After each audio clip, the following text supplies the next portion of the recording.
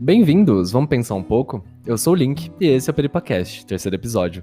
Diagnóstico: melancólica e nauseada. A náusea em Sartre. Bom, Jean-Paul Sartre nasceu em Paris no ano de 1905 e faleceu também em sua cidade natal no início de 1980. Sartre era filósofo e escritor e foi considerado um dos principais expoentes da corrente filosófica do existencialismo, reconhecido como um dos maiores pensadores do século XX. Quando menor, o filósofo já praticava leituras de autores clássicos como Victor Hugo, Gustave Flaubert e Goethe. Porém, considerava essas leituras como uma obrigação educacional. Aquilo que Sartre considerava como suas verdadeiras leituras eram os romances e os quadrinhos. Já na idade adulta, o pensador ingressa na Escola Normal Superior e alguns anos depois conhece a filósofa Simone de Beauvoir, que também se tornou sua companheira afetiva. Simone desempenha um grande papel na obra sartriana, sempre lapidando algumas de suas grandes obras e trabalhos. Com isso, entre os anos de 1929 e 1931, Sartre presta o serviço militar e torna-se soldado. Escreve alguns contos e começa a trabalhar em seu primeiro romance, Factum sur la contingence, panfleto sobre a contingência, que depois viria a se chamar La Nausée, ou A Náusea. Contudo, a partir do ponto de vista de Simone, esse texto encontrava-se muito denso e complexo, e por consequência aparentava mais uma tese de filosofia que um romance. Após cerca de 4 anos lapidando a obra, Sartre chegou em sua versão final, com a história sendo contada em formato de diário. Com esse diário publicado por editores que encontravam o manuscrito, conseguimos acompanhar as aventuras da existência de Roquentin, até quando a obra é abruptamente abandonada e não sabemos mais o que se passa com o personagem. O principal tema do romance é a descoberta da existência nos seus aspectos contingente e gratuito. O protagonista, Antoine Roquentin, é um historiador e viajante. Assim, em uma de suas viagens, Roquentin recolhe-se em Beauville, cidade do norte da França, para realizar a biografia de um diplomata francês, Marquês de Rolebon. Ao decorrer da história, Roquentin começa a traçar paralelos entre sua própria vida e a vida do Marquês, que levava uma vida completamente monótona e repetitiva, algo que futuramente o filósofo francês irá chamar de personagem de si mesmo. E, percebendo as semelhanças de certa maneira degradantes, o protagonista da história decide abandonar sua rotina também monótona. A partir daí, Roquentin se dedica à vida artística e inventiva, abandonando a obra biográfica em que trabalhava, além de abandonar sua profissão, pois percebe que essa espécie de obra e também seu cargo nada mais são que uma subordinação ao que é considerado real. Além disso, durante o decorrer da obra, há diversas cenas e diálogos onde o protagonista irá refletir acerca da nova forma de enxergar o mundo e as coisas, percebendo que a vida é mera contingência, nada tem um sentido em si, não temos um propósito e tudo simplesmente acontece por acontecer. E essas reflexões são feitas em momentos solitários de Roquentin, mas também em diálogos com personagens como o autodidata e sua ex-namorada, Anne. Esse podcast vai ser separado em 2 blocos, o primeiro bloco sendo sobre as descobertas e aceitação acerca da contingência da vida, e o segundo bloco, a importância da arte na náusea de Sartre. Para isso, nós trouxemos 3 convidados, sendo eles 2 estudantes de filosofia da Universidade Federal de São Carlos, o Igor Henrique e o Luiz Scaloni, sendo o segundo o autor desse texto de introdução que eu acabo de ler, e também a Luisa Hilgert, que foi graduada e mestrada pela Universidade Estadual do Oeste do Paraná, teve doutorado pela Universidade Estadual de Campinas e agora faz pós-doutorado na Universidade Federal de São Carlos. Luisa, seja bem-vinda e espero que essa discussão seja bem frutífera. Boa tarde ao Lincoln, ao Igor, ao Scaloni, boa tarde a quem nos ouve. Eu agradeço muito pelo convite que me dá a oportunidade de conversar sobre um tema que me interessa muito, que é o da relação entre filosofia e literatura, a partir de um autor que me ocupa há quase 20 anos e uma obra que se abre para novas interpretações cada vez que eu a leio. Oi galera, sou o Scaloni. Oi pessoal, meu nome é Igor.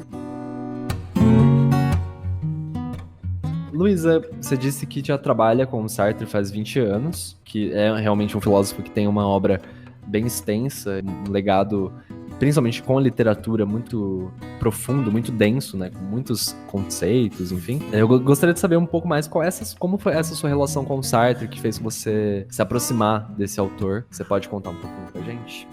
Claro, com prazer.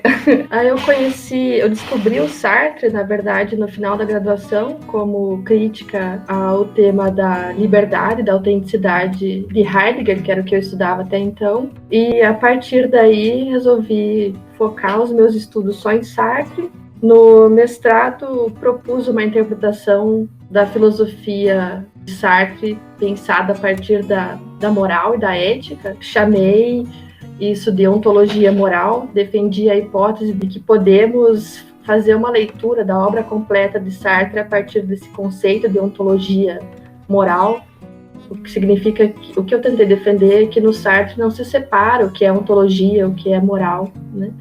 E depois, no doutorado, me propus a investigar se o mesmo vale também para as obras de literatura. E então, durante o doutorado na Unicamp e parte dele eu me dediquei a estudar a obra ficcional do Sartre, os contos, os romances e o teatro do Sartre. E a minha hipótese se manteve, a de que a gente pode ler a filosofia, ou deve ler, ou, enfim, tem condições de ler a filosofia do Sartre como uma ontologia moral, inclusive nas obras de literatura, né?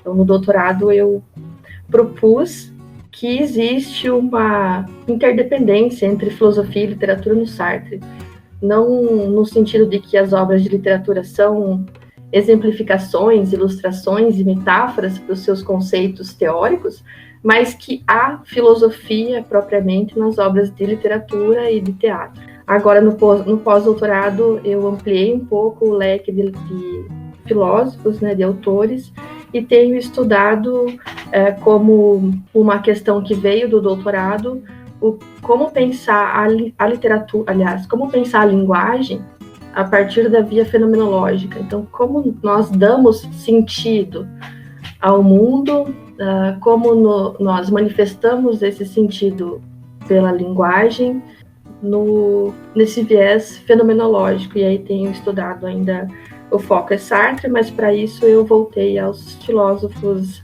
Husserl e Heidegger.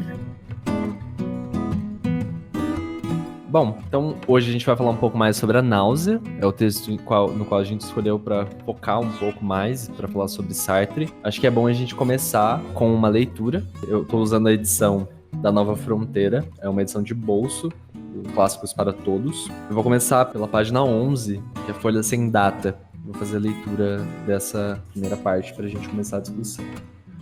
O melhor seria anotar os acontecimentos dia a dia, manter um diário para que possam ser percebidos com clareza. Não deixar escapar as nuances dos pequenos fatos, ainda quando parecem insignificantes, e sobretudo classificá-los. É preciso que diga como vejo esta mesa, a rua, as pessoas, meu pacote de fumo, já que foi isso que mudou. É preciso determinar exatamente a extensão e a natureza desta mudança. Por exemplo, eis aqui um estojo de papelão que contém meu frasco de tinta. Seria preciso tentar dizer como o via antes e como atualmente eu o... Essa foi uma palavra deixada em branco. Pois bem, é um paralelepípedo retangular, destaca-se sobre é tolo, não há o que dizer a respeito. É isso que tem que ser evitado. É preciso não colocar estranheza onde não existe nada. Creio que é esse o perigo. Quando se faz um diário, exagera-se tudo. Vive-se à espreita, força-se constantemente a verdade. Por outro lado, é certo que posso, de um momento para o outro, e precisamente em relação a esse estojo ou qualquer outro objeto, reencontrar a impressão de anteontem. Tenho que estar sempre pronto, do contrário, ela mais uma vez me escorregaria por entre os dedos. É preciso nada, forçar ou forjar, mas anotar cuidadosamente, e com a maior minúcia, tudo o que ocorre. Naturalmente, já não posso escrever nada de preciso sobre aquelas histórias de sábado e de anteontem. Já estou muito distanciado delas. Só posso dizer que, tanto num caso como no outro, não houve nada do que se chama comumente um acontecimento.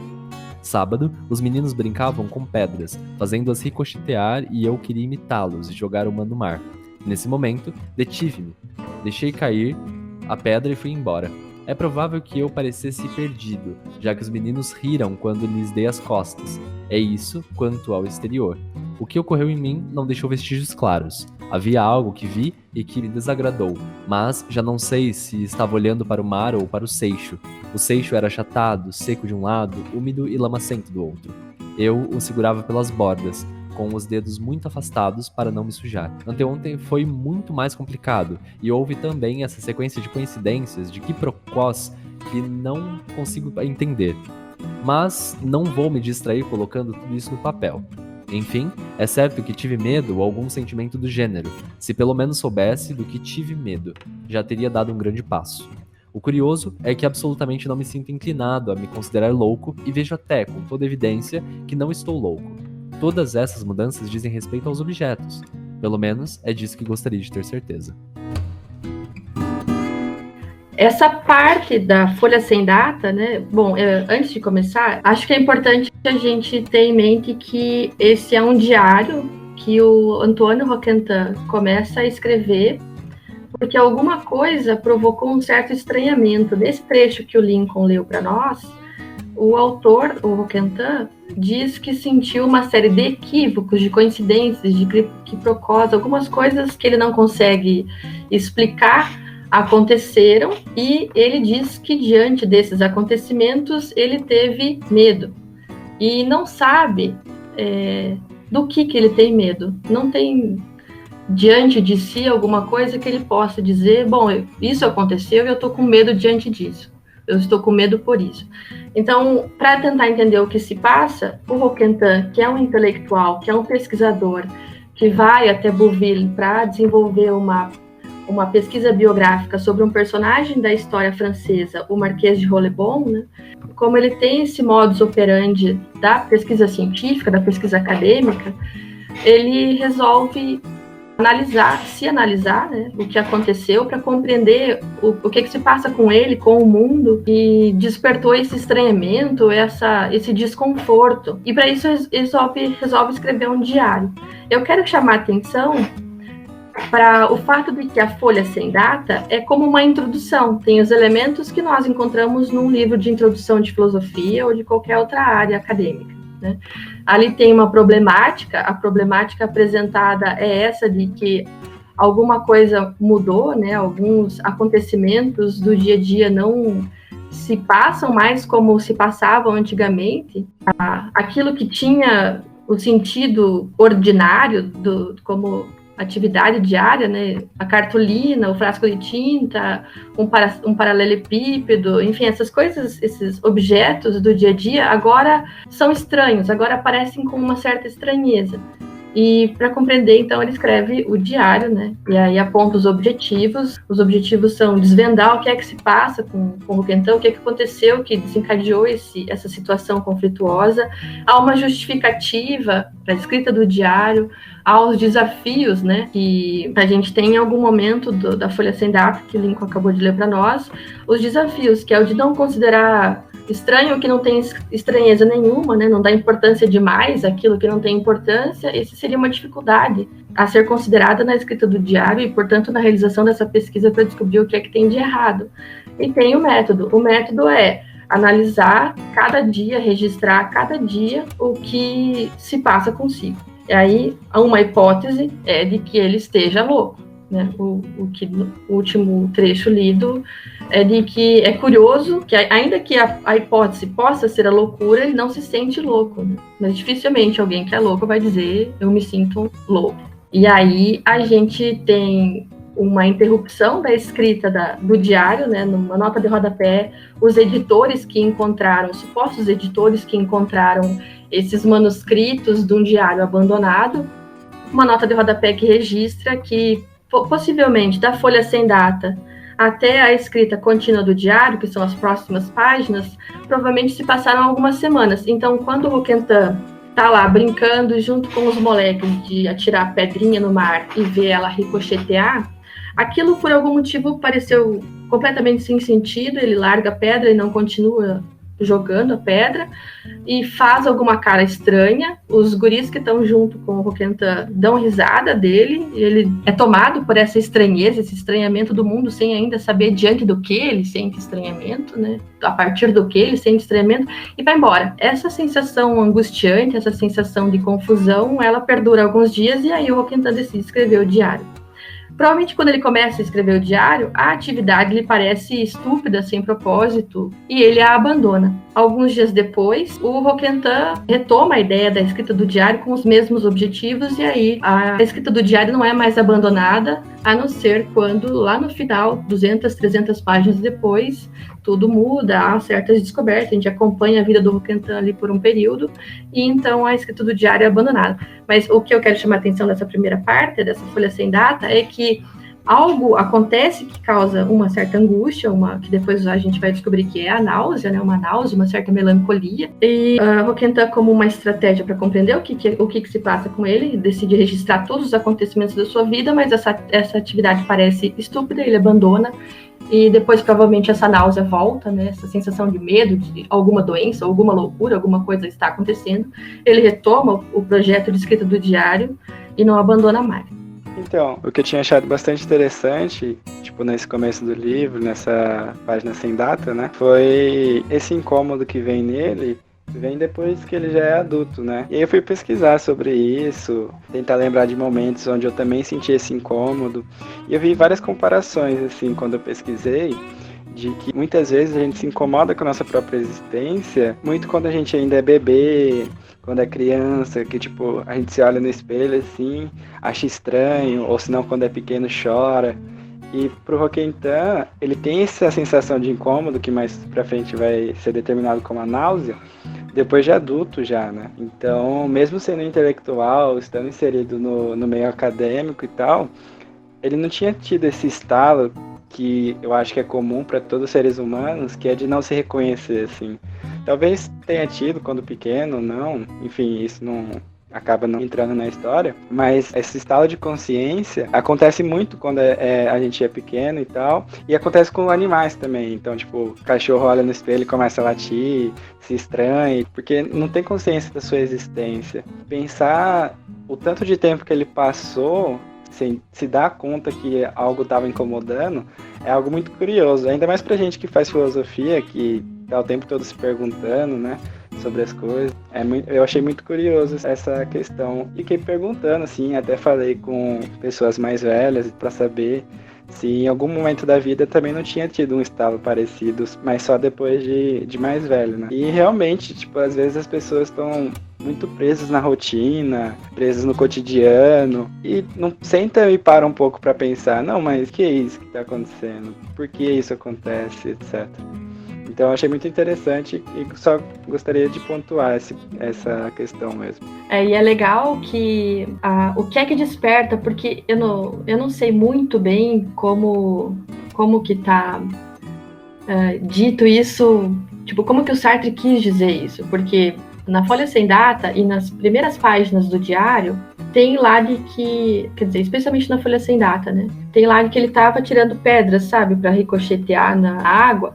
Não fica bem claro se esse estranhamento aconteceu porque ele jogou a pedra e ela meio que só caiu, e aí as crianças, os guris lá começaram a dar risada, e isso fez com que ele pensasse sobre, sabe, deu um estalo para ele começar a refletir sobre a vida, sobre o que ele estava fazendo, sobre o peso da existência e tudo mais, ou se ele simplesmente deixou a pedra cair porque ele já tinha sentido que alguma outra coisa o levou a refletir sobre a existência. Enfim, então essa cena inicial ali, que a gente não... Eu acho que faltam alguns dados para saber se foi o riso dos meninos que estavam jogando pedra que o fizeram refletir sobre a vida e ter esse estranhamento diante da situação e da existência, ou se alguma coisa primeiro despertou o estranhamento e por isso ele parou de jogar pedra, e quando saiu, as crianças começaram a dar risada, né? Eu gosto de imaginar que ele sentiu esse desconforto porque ele foi objeto de riso.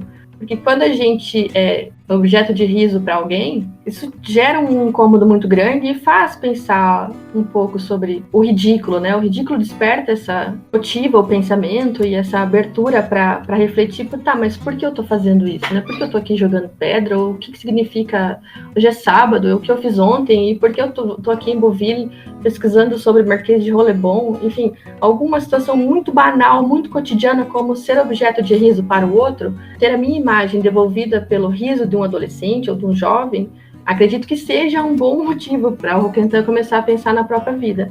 Veja, o Sartre começa a escrever esse livro em 1931. Ele tem ali 25 anos, mais ou menos, 26 anos.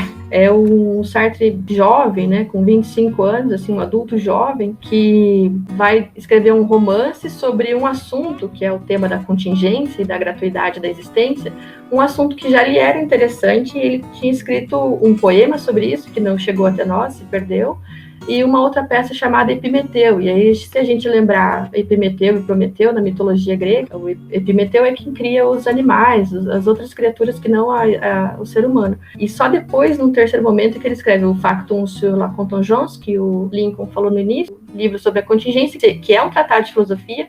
E o livro passa por pelo menos 4 momentos de reescrita, para deixar de ser tão teórico, filosófico e até posso dizer metafísico e tedioso, para ir sendo cada vez mais formatado com esse viés de obra ficcional, de romance. Entrevistas e as obras autobiográficas, a gente fica sabendo que o Sartre é primeiro um escritor. Ele escreve contos, como o Lincoln leu no início, o texto do Scaloni. O Sartre escreve contos desde criança, ele escreve pequenas peças para aqueles puppets, desde que ele é criança, e depois na adolescência escreve contos, escreve pequenas novelas, pequenos romances, até que a Náusea, que é publicado em 38, veja, tem 7 anos separando a escrita inicial, né, início da escrita, com a publicação, de 31 até 38. E se consagra como um escritor de romance antes que de literatura. Então, isso que o Scaloni está falando, eu achei muito interessante de observar quando é que as pessoas se questionam acerca da sua existência e o que é que motiva as pessoas a perguntarem quem sou eu, por que eu existo, o que eu estou fazendo da minha vida.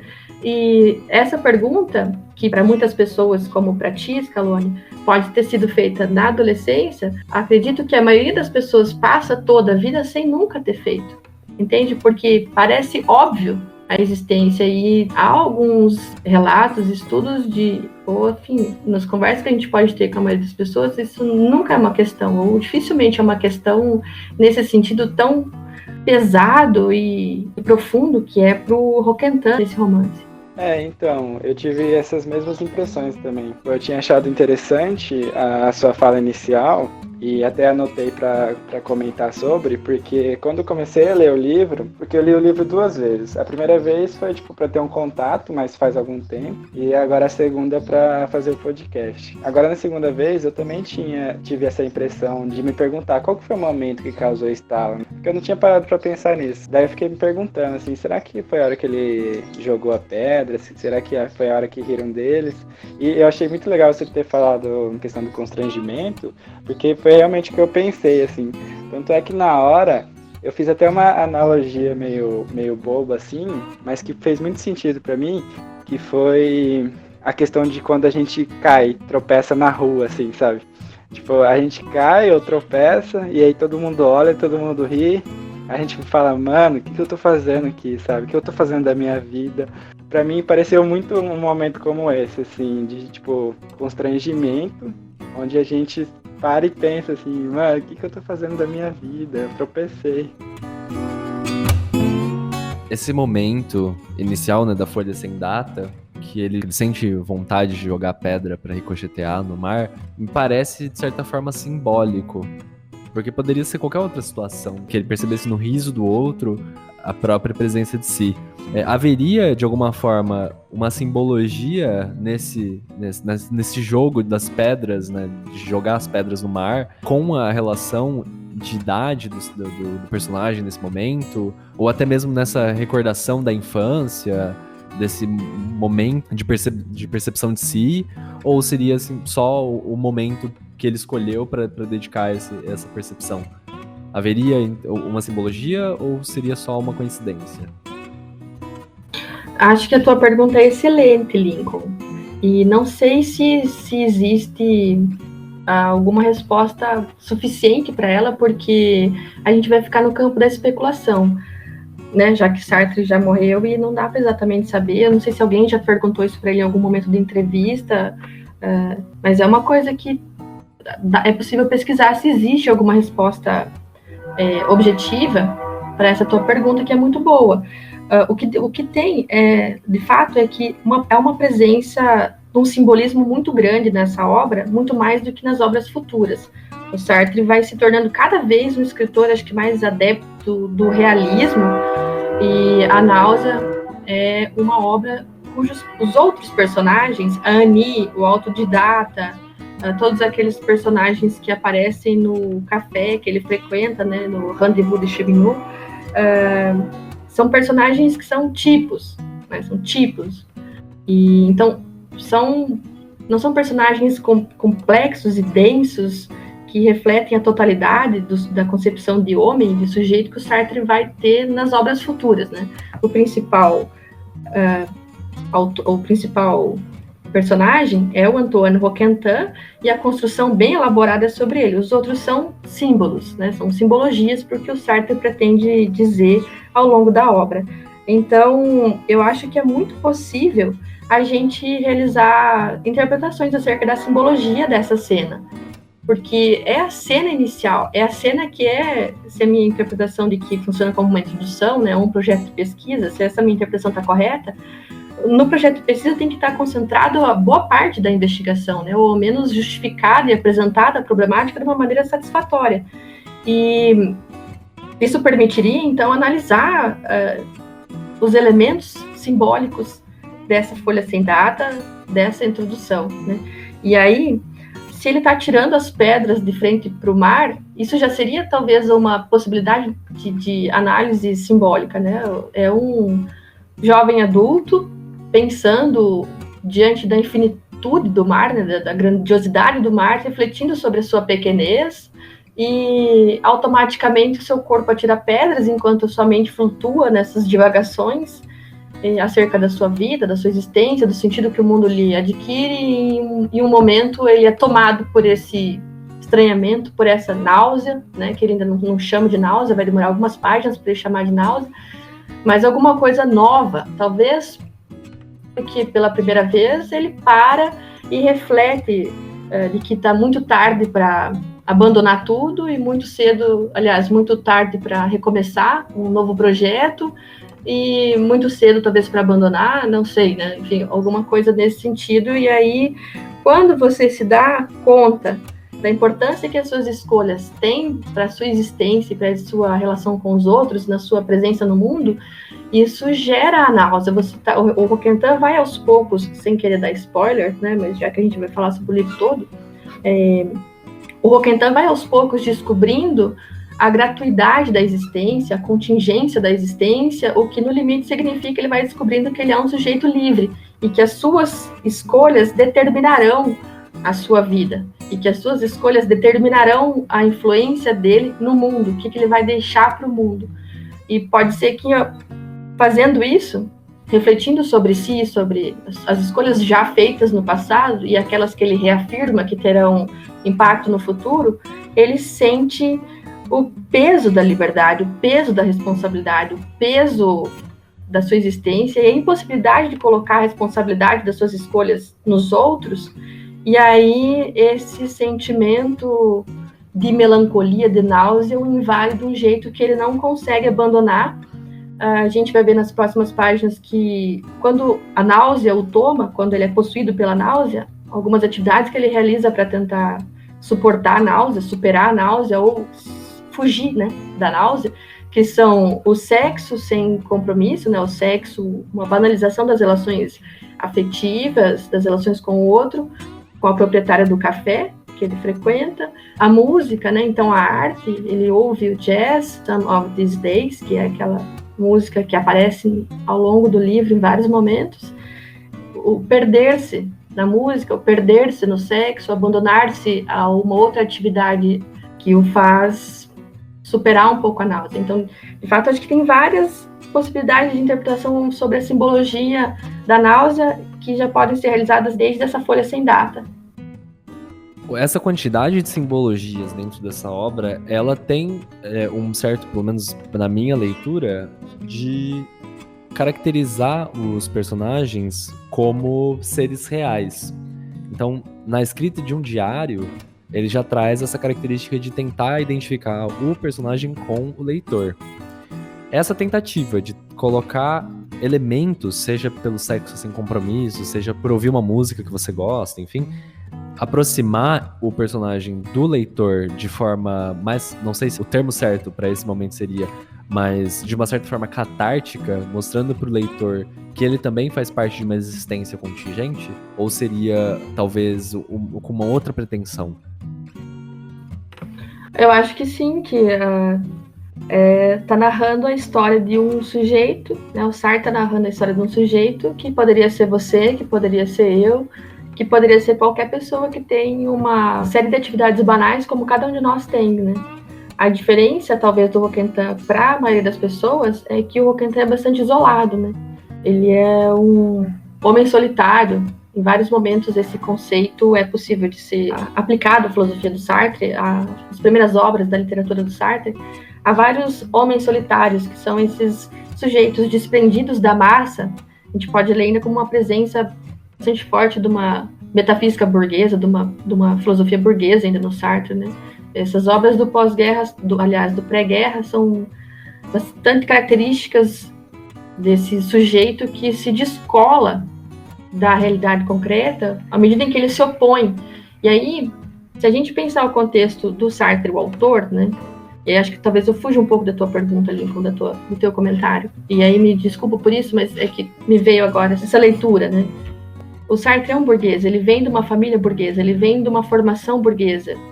O surrealismo, que é essa literatura, ou esse movimento artístico, né? Melhor, esse movimento artístico anti-burguês e que é burguês ao mesmo tempo, é a principal forma de resistência ao pensamento burguês da época do Sartre.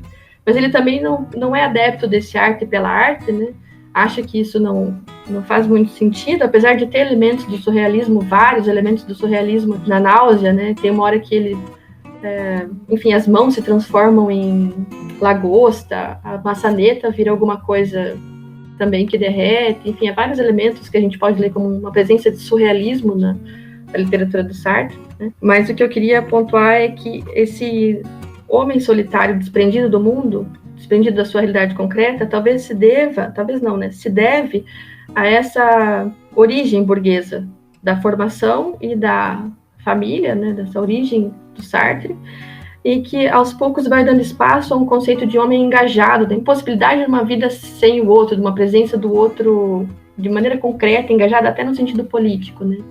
No pós-guerra, o Sartre vai vendo como que, aliás, durante a guerra, né, como você falou no seu texto inicial, o Sartre serve, né, ele é preso, né, durante a Segunda Guerra Mundial, e lá ele escreve uma peça de teatro muito bonita, a primeira peça de teatro que infelizmente ainda não foi traduzida para a língua portuguesa, chamado Bariona. Já ali em 40 e pouquinhos, né, em 41, 42, a concepção do Sartre vai mudando um pouco. Mas o que eu quero dizer com isso é que a Náusea não é como se fosse um livro de fruto apenas de uma mentalidade burguesa ingênua ou estúpida, né? Mas a maneira que o Sartre encontra de se deslocar do pensamento burguês, dessa filosofia burguesa tradicional da qual ele próprio é originário, é criando esse conceito de homem solitário, de que ele é desprendido dessa classe burguesa. Só que ainda a gente pode ler isso como um pouco como sintoma também de um pensamento burguês. Mas veja, se considerarmos que a motivação da reflexão sobre a sua existência, o sentido da sua existência, é o riso do outro, dos meninos, isso já significa a impossibilidade de separar-se dos outros, né, do convívio coletivo, porque o outro está me devolvendo uma imagem de mim, e então eu não consigo aniquilar a existência do outro. Agora, para essa conversão acontecer no campo um pouco mais político, né, um pouco mais coletivo, talvez o Sartre demorou um pouquinho, né? É possível fazer uma leitura de uma preocupação com o coletivo, com o outro, com a história, já nesse primeiro romance publicado do Sartre. Eu tenho uma pergunta, assim, tanto para a Luísa, tanto para o grupo, quem quiser se habilitar a responder também. Eu queria chamar a atenção para o modo de escrita que o Sartre ele utiliza, e de certa medida o Roquentin também. É um modo de diário, então é um relato dia após dia, trazendo um pouco também para o sentido da contingência, da possibilidade de que algo pode acontecer a qualquer momento, dessa liberdade da qual a gente não consegue escapar, se o modo de escrita, se a própria escrita é um modo de tentar escapar, é um modo de, como que eu posso dizer, de se livrar da própria náusea, de se livrar desse próprio enjoo. O que eu quero dizer no limite é que o próprio Roquentin, escrevendo o seu diário, é uma tentativa de fuga. E talvez, assim, querendo ser até um pouco mais pretensioso, se escrever sobre a escrita, ou seja, o próprio Sartre escrevendo a náusea, pode estar tentando amenizar ela mesma. Então, assim, querendo ser mais pretensioso agora nesse último, o que eu quero dizer com tudo isso é, se escrever, narrar, pode ser uma tentativa de fuga, porque narrar significa que contar algo. E ao contar algo, seja ele fictício, por exemplo, você consegue delimitar a história, você consegue decidir o destino e consegue decidir o que cada ação vai gerar no outro. É como assumir o controle de algo que, na prática, na vivência, nós não temos. Então, se a minha pergunta fica como se o próprio livro é uma tentativa de fuga, tanto para o Roquentin quanto para o Sartre. Então, Igor, eu pensei também nessa questão da metalinguagem, né, de uma certa metalinguagem, não sei se dá para usar assim. Eu acho que sim, né, porque mais para frente, quando a gente for falar mesmo da arte e de como ela pode tirar a gente desse sentimento de náusea, de enjoo, que vai ser determinado mais para frente também, dentre esses estilos de arte, eu acho que com certeza a escrita é um alívio, né? Tanto é que muitas vezes a gente vê poemas fortíssimos que nos toca e tal. Essa forma de arte é uma forma de livrar o sentimento que você está sentindo e direcionar e compartilhar com as outras pessoas que estão vivendo coisas parecidas, com pessoas que estão vivendo na mesma época que você, que possam ter problemas parecidos com o seu. Acho que teve uma entrevista que eu assisti do Frank Leopoldo, que é o professor da USP, e ele fala que o Sartre, ele escreve com um endereço destinado, assim. Então nada ele escreve ao acaso, nada ele escreve assim, por escrever. Ele escreve destinado às pessoas da sua época, destinado às pessoas que estão também enfrentando o problema de lidar com a existência, reconhecer a sua existência. Então, posso afirmar assim que a escrita é uma forma de se livrar da náusea, assim como a pintura, a música, que a gente veria mais pra frente. Voltando na questão da simbologia, uma coisa que eu pensei agora, essa minha edição da Nova Fronteira, ela tem de capa uma lagosta. E a Luísa falou também que em vários momentos, a gente pode também constatar isso dentro do livro, em vários momentos se cita crustáceos na náusea.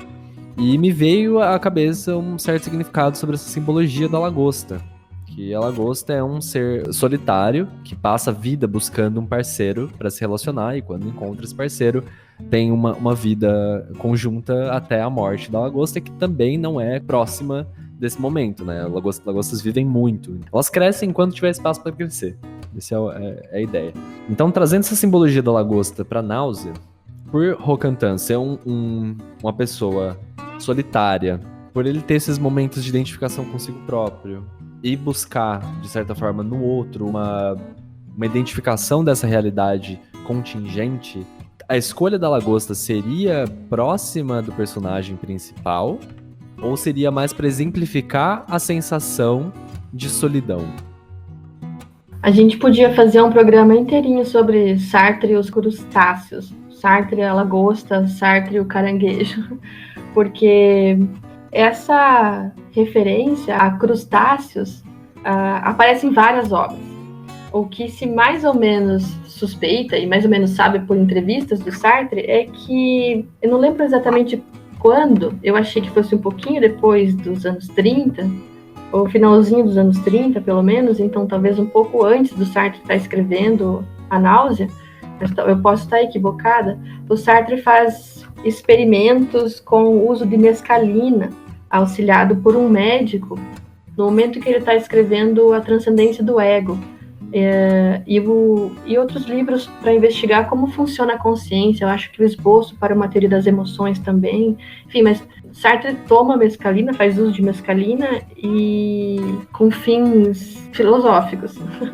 E aí ele entra numa neurose, ele tem ilusão, né? Fica viajando, vendo caranguejo, vendo lagosta, vendo crustáceo. Então, as referências negativas a esse animal aparecem em várias obras do Sartre e tem vários artigos sobre Sartre e os crustáceos. Então a gente podia falar um programa inteirinho só sobre a presença dos crustáceos na literatura, na filosofia, no teatro do Sartre, e talvez ainda não ia conseguir compreender assim completamente a potencialidade dessa simbologia. E sem falar que tem quadro, que agora eu não lembro de quem que é, que um crustáceo é um telefone, sabe? Sabe antigamente aqueles telefones fixos, assim, onde você pegava para falar e ouvir, esse quadro é um quadro do surrealismo. Então, eu não sei se o Sartre fala do crustáceo com alguma simbologia, como essa que você aponta, Lincoln, se é uma presença surrealista na literatura do Sartre, ou se é como esse resultado do uso de mescalina que o perturba ou incomoda, né? Mas o crustáceo é uma figura presente em toda a obra do Sartre, ou em boa parte da obra do Sartre. Eu vou fazer a leitura de mais um trecho. Então, página 100. O nevoeiro está tão denso no Boulevard de Redoute que achei prudente caminhar rente aos muros do quartel. À minha direita, os faróis dos automóveis projetavam uma luz molhada e era impossível saber onde terminava a calçada. Havia gente à minha volta. Ouvi o ruído de seus passos ou às vezes o leve zumbido de suas palavras, mas ninguém via ninguém. Uma vez um rosto de mulher se delineou à altura de meu ombro, mas logo a bruma o engoliu. Outra vez, alguém me roçou arfando muito. Eu não sabia para onde ia, estava muito absorto. Era preciso avançar com precaução, tatear o chão com a ponta do pé e até estender as mãos para a frente. Esse exercício, aliás, não me proporcionava prazer algum. No entanto, não pensava em voltar para casa, estava como que seduzido. Finalmente, depois de uma meia hora, vislumbrei ao longe uma névoa azulada. Guiando-me por ela, alcancei logo a borda de um grande clarão. No centro deste, transpassando a bruma com suas luzes, reconheci o Café Mable. O Café Mable tem 12 lâmpadas elétricas, mas só 2 estavam acesas. Uma sobre a caixa, outra na luminária do teto. O único garçom me empurrou à força para um canto escuro. Aqui não, senhor, estou limpando. Estava de casaco, sem colete nem colarinho postiço, com uma camisa branca de listras roxas, bocejava e me olhava com um ar aborrecido, passando os dedos pelo cabelo. Um café e croissant. Esfregou os olhos sem responder e se afastou. Eu estava mergulhado até os olhos na sombra, uma desagradável sombra glacial. O radiador certamente não estava ligado. Não estava só. Em frente a mim estava sentada uma mulher de tez cor de cera, que não parava de agitar as mãos, ora para alisar a blusa, ora para compor o chapéu preto. Estava acompanhado de um louro alto que comia um brioche sem dizer palavra. O silêncio me pareceu pesado. Sentia vontade de acender meu cachimbo, mas me sentia desagradável chamar a atenção dele ciscando um fósforo. O telefone tocou. As mãos se detiveram. Ficaram agarradas na blusa. O garçom não se apressava. Acabou de varrer calmamente antes de levantar o fone. Alô? É o Sr. Georges? Sim, bom dia, Sr. Georges. Sim, Sr. Georges. O patrão não está aqui. Sim, já devia ter descido. Ai, com esse nevoeiro. Normalmente desce por volta das 8. Sim, Sr. Georges. Darei o recado. Até logo, Sr. Georges.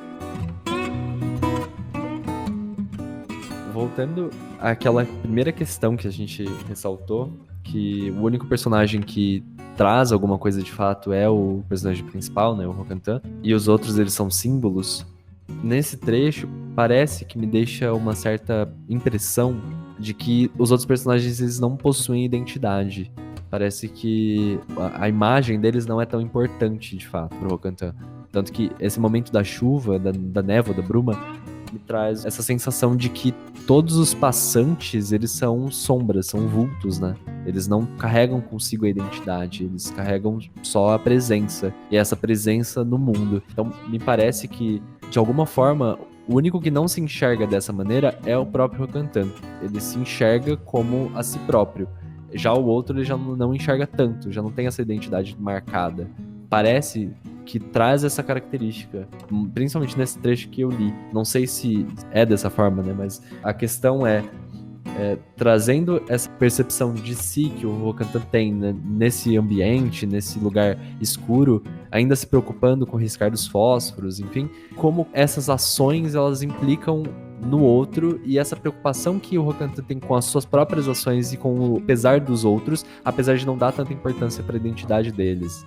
O que me faz normalmente perceber esse tipo de relação parece que dá uma certa importância pro outro, que ainda não é denotada tanto essa identidade, e pouco para a ação do Rokantan. Como é essa relação entre o eu e o outro para Sartre? Tem várias coisas na sua leitura, nessa leitura que você escolheu para nós e no seu comentário, que permitiriam vários minutos, horas de conversa.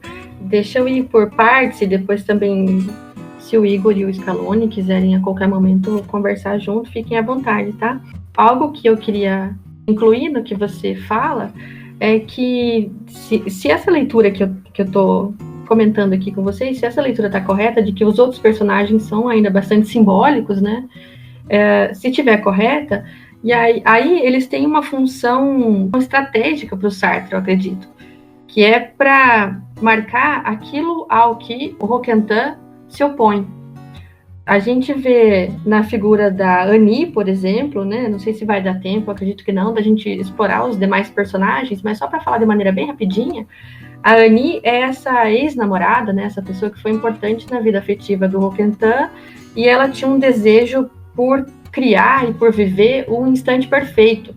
O livro todo é, então, uma descoberta da existência, uma descoberta de que a contingência é a existência, aliás, que a existência é contingente, que a nossa existência é gratuita, e quando a gente se dá conta disso, isso causa náusea, porque a descoberta da finitude, a descoberta da ausência de sentido para a nossa vida, a ausência prévia de sentido para a nossa vida, saber que a sua existência não tem uma razão de ser, isso causa uma melancolia, isso pode causar uma melancolia, pode causar uma náusea, pode causar até um certo desespero, né?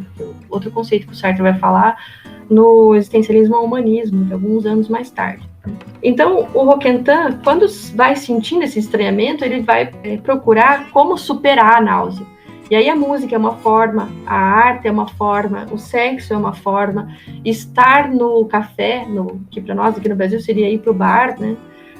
São formas de tentar escapar da náusea, né? Escapar dessa angústia que a gente sente quando pensa que difícil que é viver, né? E aí, a Annie é esse tipo muito bem tipificado, né? Muito bem objetificado, assim, de alguém que gostaria de resolver o problema da finitude, criando um instante perfeito, vivendo intensamente o momento. Isso é um pouco oposição, eu acho, ao que o Sartre defenderia, porque o instante se opõe ao projeto existencial que acontece historicamente. O instante é o momento cristalizado, né? O momento fixo num ponto. E a existência acontece com o acúmulo de momentos, né? O acúmulo de instantes, né? Um instante perfeito idealizado que a Annie busca, ele só vai acontecer em detrimento da história. E negar a história, defendo que é uma coisa que o Sartre não quis fazer nem nessas obras iniciais, como existe uma leitura tradicional de que há dois Sartres, um primeiro Sartre mais metafísico e individualista, e um segundo Sartre, presença da história um pouco maior, enfim. A minha leitura é de que isso não acontece nessa medida de dois Sartres, né? Sartre é um filósofo que tem... cujo pensamento acontece numa evolução, num desenvolvimento ao longo do tempo, enfim, mas que não são dois Sartres rompidos e separados, né?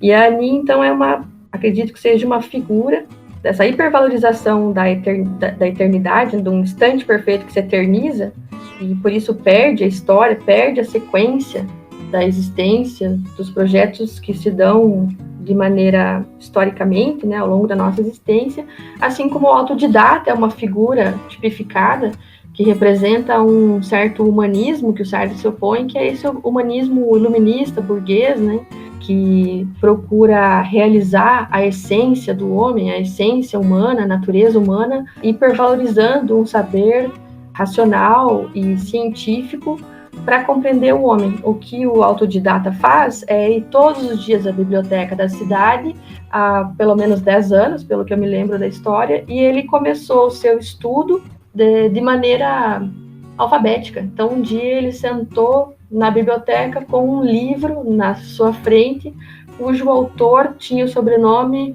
iniciando pela letra A, e aí leu todos os da letra A, depois todos os da letra B. No momento da história ele está na letra L ou letra M, e a ideia que tem aí de um certo resquício de humanista burguês, humanismo iluminista, e que o Sartre ironiza e despreza, eu acredito, é de que para compreender o homem eu preciso compreender o saber humano, o saber que a humanidade já produziu. Isso porque existe uma natureza humana. Sartre se opõe a essa visão essencialista do humano, e aí então esses personagens que constituem, são como coadjuvantes, eu acredito, no diário, e servem como um recurso estratégico para que o Sartre identifique quem é Roquentin em oposição a todos os outros, assim como também o Roquentin, quando sente essa náusea, uma das formas que ele encontra de superar a náusea, de lidar com a náusea, é ir até o café e fazer sexo com a proprietária do café. Mas não é um sexo entre iguais, em que há uma troca, mesmo que seja só um sexo casual, né? Tendo a ler que o Sartre está usando de certa ironia ou de alguma maneira mostrando como é um tipo de relação inautêntica, essa banalização da vida amorosa, ou a banalização da vida com o outro, que acontece por um sexo que não é nem respeitoso a ponto de proporcionar prazer para outra pessoa. Isso não significa também que haveria uma idealização da relação afetiva, né? Que é um Sartre conservador, coisa assim.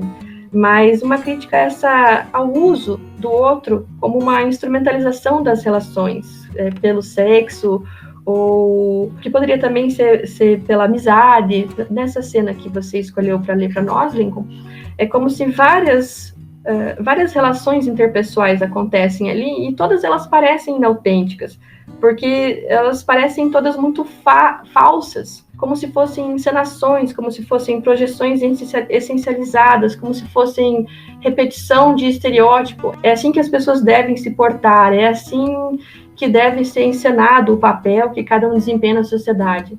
Então, esse lugar do café, ou esse momento em que o Roquentin caminha pela rua observando a vida dos outros, e a leitura do Roquentin é que todo mundo tem uma vida muito falsa, é como se apenas repetissem comandos e reproduzissem papéis e estereótipos já previamente determinados pela sociedade. E quando a gente apenas cumpre esses papéis sem se questionar sobre eles e sem agir de outra maneira, nós estejamos agindo de má fé ou tendo uma vida inautêntica. E aí, duas outras possibilidades de leitura da obra como um todo. Uma certa autoironia do Sartre consigo mesmo, né, no papel do Roquentin. O que a gente está lendo é o diário de alguém que é relativamente desprendido do convívio com a sociedade, por ressentimento, ou por se sentir superior, ou porque de fato é um pouco diferente, ou por qualquer outro motivo, né? Só que a gente só tem acesso à visão do Roquentin sobre si e sobre os outros. E isso pode ser um pouco também de ironia para mostrar assim, olha, você se acha superior aos outros, assim como o Roquentin se acha superior aos outros. Nós somos todos uns grandes fracassados que repetimos papéis estereotipados e predeterminados durante toda a nossa vida. Está todo mundo lidando com a angústia e com a agonia de existir, assim como você também está. Então, às vezes a gente entra nos lugares, assim como o Roquentin entra nos cafés, subjugando e objetificando todo mundo, se sentindo em alguma medida superior por diferentes motivos, né? Mas somos todos uns grandes patéticos, né? Porque, enfim, tá todo mundo me olhando como se eu fosse um imbecil, e eu também sou um imbecil olhando outros imbecis da mesma maneira, né? Então, uma possível leitura é essa autoironia do Sartre contra si mesmo, dizendo, olha, eu já fui assim, você também é assim. O Roquentin, na verdade, não passa de um homem do seu tempo, da sua época, desprendido de si, com certa arrogância porque é intelectual. Ou não, ou a gente pode ler o Roquentin como esse cara que teve alguma descoberta que é autêntica, genuína e original e tal, né? Então são, acho que, grandes possibilidades de leitura. Por isso que no início, quando eu fiz o meu agradecimento para poder estar aqui conversando com vocês sobre essa obra, cada vez que eu leio A Náusea, tem outras coisas que me chamam a atenção. Por exemplo, a presença do corpo nesse texto, que foi o meu último artigo sobre a náusea, é sobre a presença do corpo nesse texto, né? Eu nunca tinha lido a partir desse viés. Outra vez, enfim, eu acho que se eu ler de novo daqui a meio ano, vai ter novos elementos que vão me chamar a atenção. Então, é uma obra que permite, assim, acho que como toda boa obra de literatura e tal, cada vez que a gente lê, a gente aprende, descobre e reflete sobre diferentes coisas, né? Eu tenho alguns comentários acerca do que a Luísa falou, que também me chamaram a atenção na hora que eu estava lendo. É ainda sobre essa simbologia dos personagens e tal, também a questão da Annie querer viver os momentos em toda a sua intensidade. E quando eu li o livro, eu não tinha percebido muito bem como isso era algo ruim pro Sartre, porque eu também gostava, assim, mas aí isso acabou me incomodando depois, dessa ideia de viver o instante em intensidade, por questão de aproveitar mesmo. Eu achava que era algo legal, assim, mas ao ver o Sartre escrevendo sobre isso e ver como ele aborda essa questão, é muito interessante, porque ele fala que essa questão de viver o momento em toda a sua intensidade, mesmo que pareça algo legal a princípio, isso é um certo apego ainda à eternidade, né? Um certo apego a querer viver a vida como se ela não fosse algo finito, se não fosse algo que não é eterno. Então isso me chamou muita atenção, porque fazendo esse movimento, né, de viver todos os momentos em sua máxima intensidade, a Annie, ela acaba se desprendendo do que é algo muito comum, e por isso eu lembrei do Deleuze, que é a questão de se tornar outra pessoa, né? A cada momento a gente se torna outra pessoa. Você se apegar a essa eternidade, mesmo que em um instante, é algo que me chamou muita atenção, assim, porque eu não tinha parado para pensar dessa forma ainda.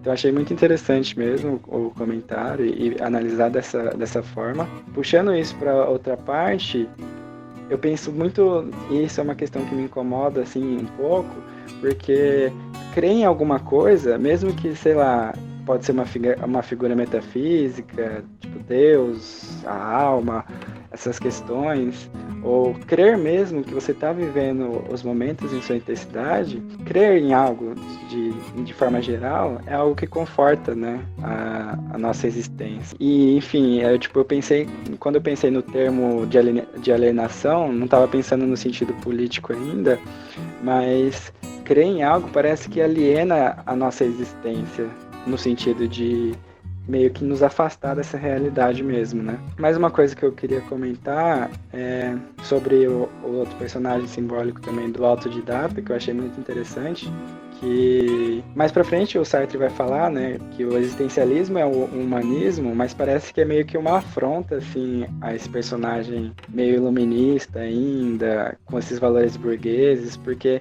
o existencialismo, sim, parece que, de certa forma, vai nos dar uma condição real, assim, da existência, né? E não ficar procurando tratados sobre natureza humana ou algo desse tipo. Bom, um pequeno comentário ao que o Scaloni acaba de dizer. Talvez seria interessante fazer uma distinção entre aproveitar o momento, né, que acho que aí o Sartre não se oporia, aproveitar o momento, ok, vamos viver intensamente as coisas, só que o que a Annie deseja é criar um instante perfeito, é como se fosse algo que não pudesse ser de outro jeito, porque para ser perfeito precisa ser exatamente dessa maneira. Então, negligencia ou tenta superar ou fugir ou disfarçar, o que caracteriza a má-fé, disfarçar a contingência dos momentos, a gratuidade dos momentos, né? Os momentos se darem como são. Então, a Annie desejaria criar um instante perfeito que pudesse ser eternalizado. E o que a gente sabe, isso não acontece na vida concreta, na vida real, né? A vida é feita por momentos imperfeitos, com situações de tombo, de desastre, enfim. E se você procura sempre viver apenas o instante perfeito, você deixa de viver o que acontece agora.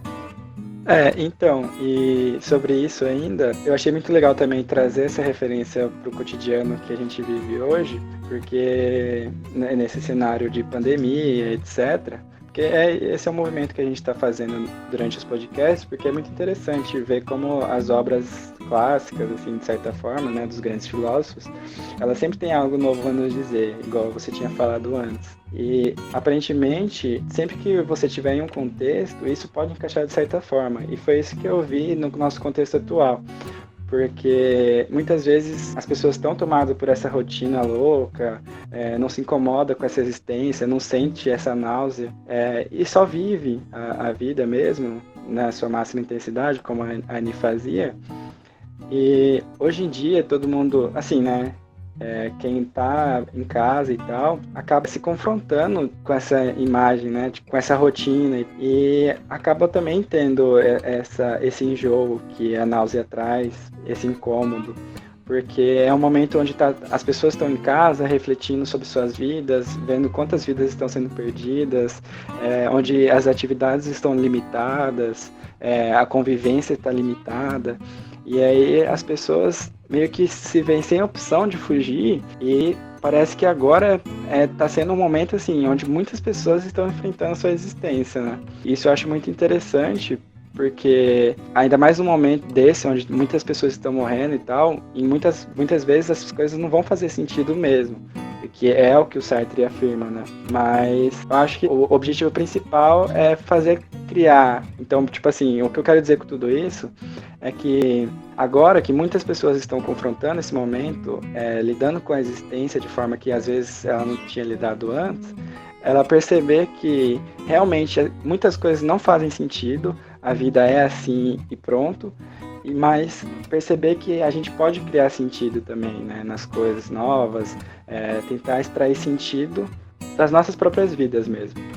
Seguindo um pouco até o que o próprio Luiz estava dizendo, eu gostaria de citar o próprio Sartre no seu livro, que é: percorra a sala com os olhos, é uma farsa. Todas essas pessoas estão sentadas numa atitude séria, estão comendo. Não estão comendo. Recobram suas forças para levar a bom termo a tarefa que lhes cabe. Cada uma delas tem sua pequena obstinação pessoal que as impede de perceber que existem. Não há um só que não se julgue indispensável a alguém ou alguma coisa. Essa passagem eu achei interessante, principalmente pelo que a gente estava falando, até mesmo no começo do podcast, principalmente quando o Sartre diz que cada uma delas tem a pequena obstinação pessoal que as impede de perceber que existem. Essa passagem eu achei interessante porque, trazendo agora para os momentos de pandemia, a gente consegue ver inúmeros relatos de como as pessoas estão sofrendo pelo simples fato de não ter algo ao que se apegar, não ter uma tarefa que deve ser feita com uma rotina que elas tinham antes de entrar num certo confinamento. E isso mostra, acho que, como esse sentimento de náusea ele é tão incômodo para quem o sente. Inúmeras pessoas sofrem, inúmeras pessoas não conseguem, como que eu posso dizer, não conseguem, de certa forma, não aceitam a sua própria condição de estarem paradas. Então acho que isso é um ponto até, em certa medida, preocupante, porque aceitar a existência como ela acho que é uma tarefa muito complicada e que causa realmente esse sentimento de náusea, de enjoo que o Sartre passa no livro.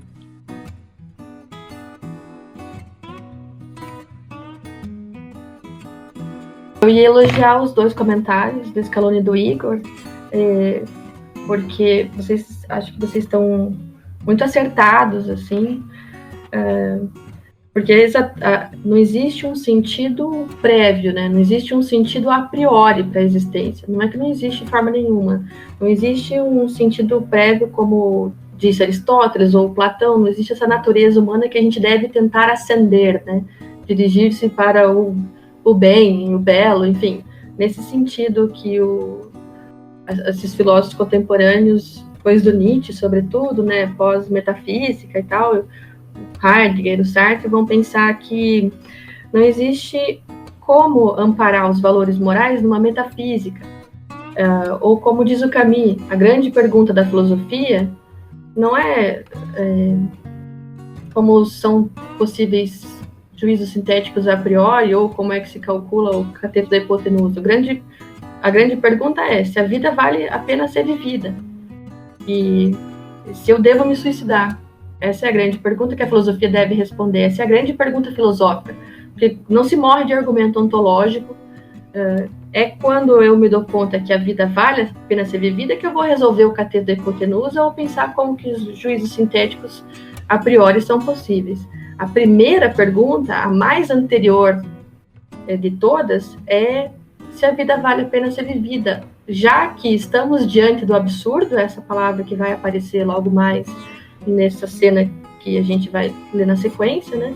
É porque não há um sentido prévio, porque não há um Deus que determina como eu devo agir, ou que determina a espécie humana como a mais importante de todas as espécies, a qual todas as outras espécies estão subordinadas, né? É justamente porque não há uma razão de ser prévia, anterior ou a priori, que cada sujeito pode e deve, para continuar existindo, atribuir um sentido para a sua vida, né? Justificar a sua existência e fazer da sua existência alguma coisa para si importante, né? Ou não importante, se ele não quiser fazer nada importante da sua vida, né?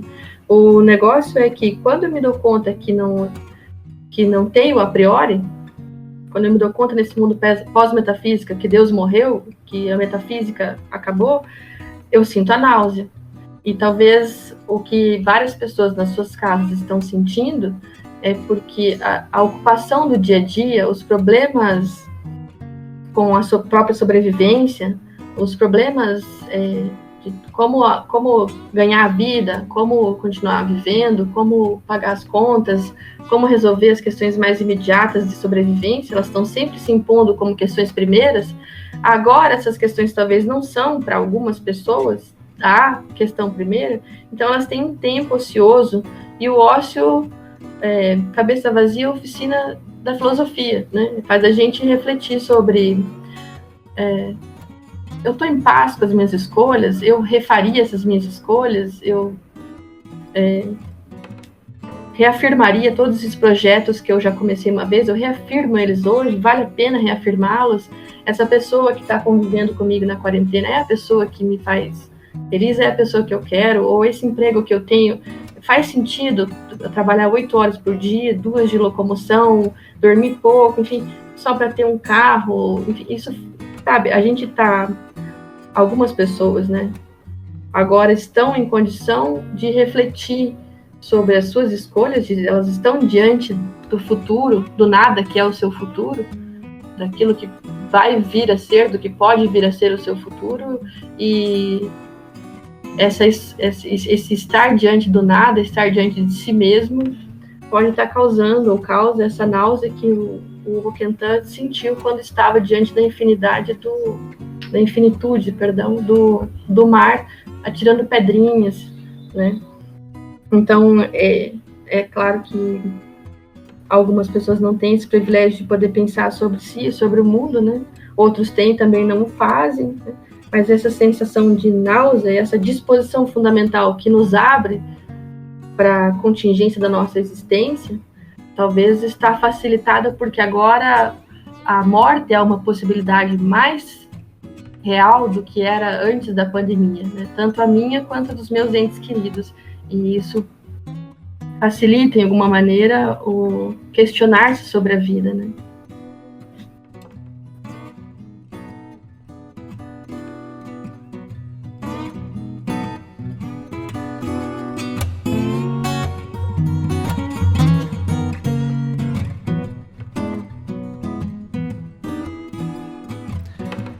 Devido à extensão fora dos padrões dos últimos episódios deste podcast, nesse episódio dividiremos em 2 partes. A primeira parte, que tem seu fim agora, e a segunda parte, que será publicada nos próximos dias, que conterá uma discussão sobre a cena do castanheiro na obra A Náusea, de Sartre.